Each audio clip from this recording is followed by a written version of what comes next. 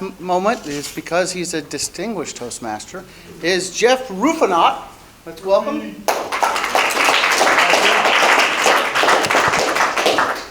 Toastmasters and guests, memories of my dad.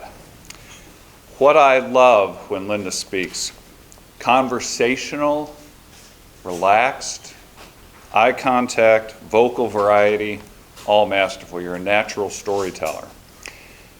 Now what I noticed, she finished at 7 minutes and 14 seconds, so not a lot of time left. Conclusion kind of went off a cliff. It was very abrupt. And what I wonder is it opened with memories of my dad. It concluded with what makes a father great.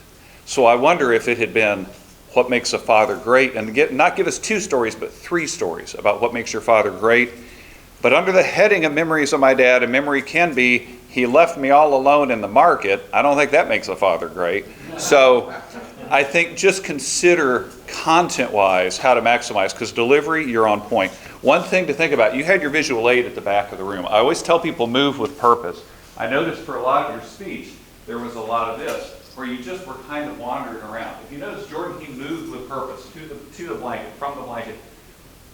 You did kind of I'm approaching my visual aid, oh, I'm not ready for my visual aid yet, and came all the way back, and then you made the approach all the way across the room, all the way back. Just have it right here.